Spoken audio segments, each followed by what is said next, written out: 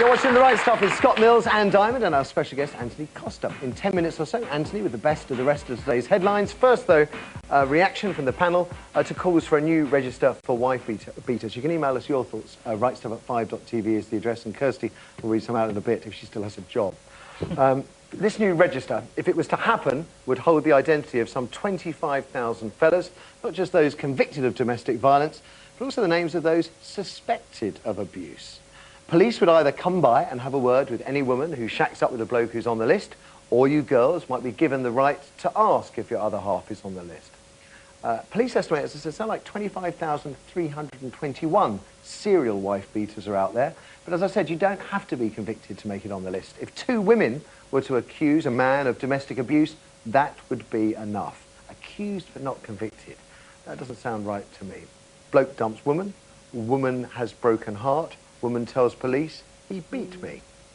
And while the list would have some benefits to women, it has inherent problems as well. It effectively rules out any possibility of a violent man mending his ways. It might encourage ne'er-do-wells to lie about their identity or do their level best to slip off the register. And another thing, almost 3/4 of women abused by their partners never report it. So it stands to reason an awful lot of men aren't going to make it on the list anyway. And what about female violence towards blokes? 1 in 5 domestic beatings is perpetrated by women on men. Will they go on the list? Well, we asked the Home Office, and they gave us a brilliant answer. They don't know. What do we think, Anne? Is this list needed? I'm seriously torn over this because I do know that domestic violence is like an enormous, growing problem. It's almost like the scourge of the new century.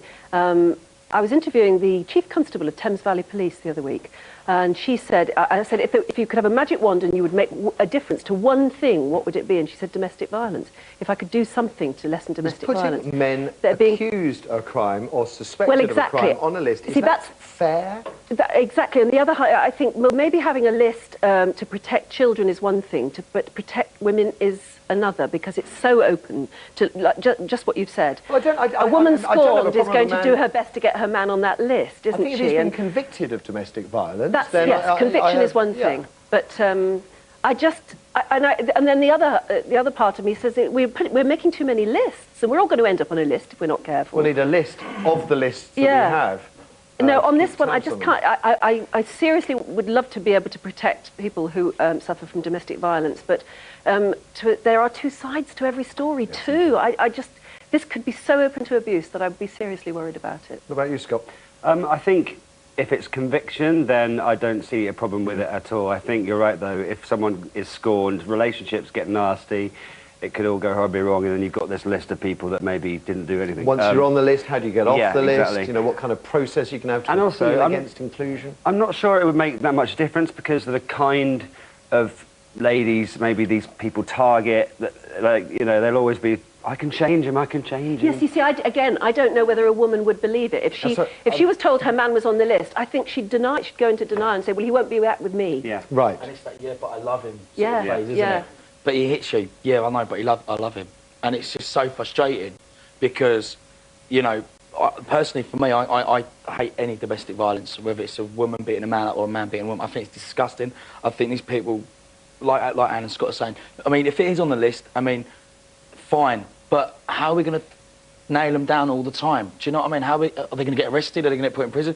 If there's no proof, then how do you go about it? Do you know what I mean? Just on the list. And I suppose the police argument would be, in so many cases, the woman won't prosecute her other half, therefore they can't get a conviction. But if the same name, the same bloke's name, keeps cropping up with, you know, the countless times some police are called to certain people's addresses, then you could argue that there's a common sense which says the name should go on the list. The police are saying it's not just going to be them that make the decision, it's going to be multi-agency, but that doesn't give me any reassurance either. You can't control the population by putting people on lists, and I just worry about the police and the government thinking you can. So say if one of the gentlemen is on the list and he's been convicted of drug smuggling or ABH and GBH, then what happens? I mean, do you know about that? I don't know. I think it's just domestic violence on this list, and domestic violence alone. It is fraught with problems. I'm just wondering whether you think the benefits outweigh those problems. You can email us your thoughts. Rightstuff@5.tv is the address.